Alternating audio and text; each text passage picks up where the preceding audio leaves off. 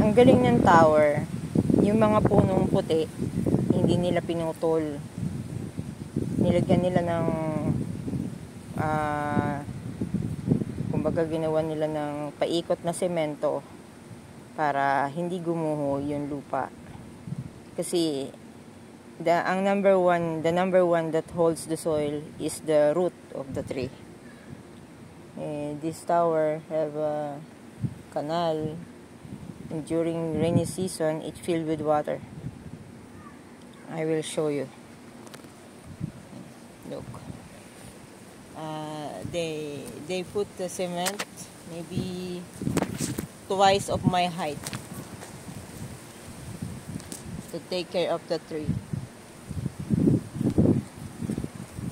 The air is very cold and high. This is the leaves of this white tree.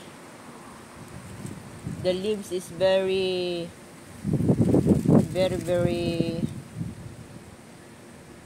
manipis, thin.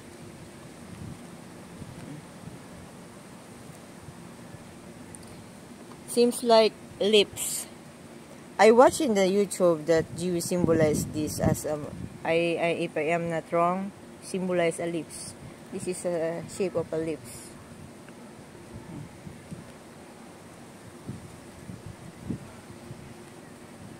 Ow! Sakit na ng balikat ko sa dami kong dala.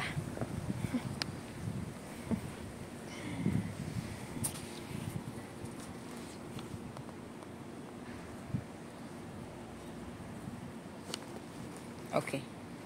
May naisip akong kalokohan. Baba ko muna yung bag ko. Okay. Malipad yung sombrero ko. Lakas ang hangin. Baba ko muna yung bag ko para ma-relax ako, para ako inaantok.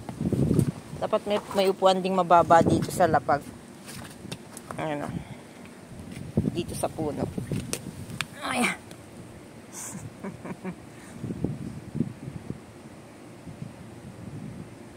Naantok na ako. Grabe. Kaya nakakaantok dito, malamig kasi sa puno. Ito ang number 1 magpahinga. Kailangan mo ng 2 duyan. Itatali mo yung duyan dun sa puno. So, paduyan-duyan ka. Sarado na lahat ang store ngayon. Di ba? I love nature. Nature.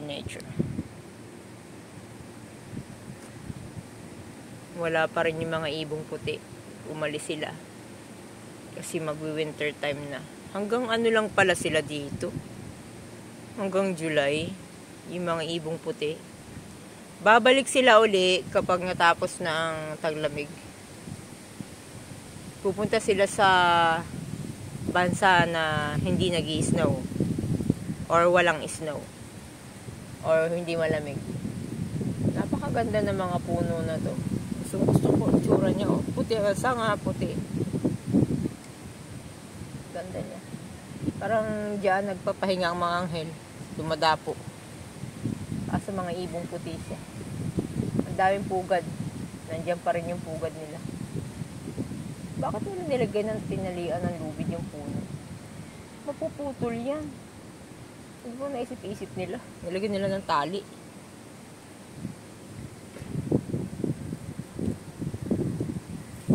Para siguro hindi mabali yung, kung mabali man yung sanga, hindi basta hampas sa tao. O ganun.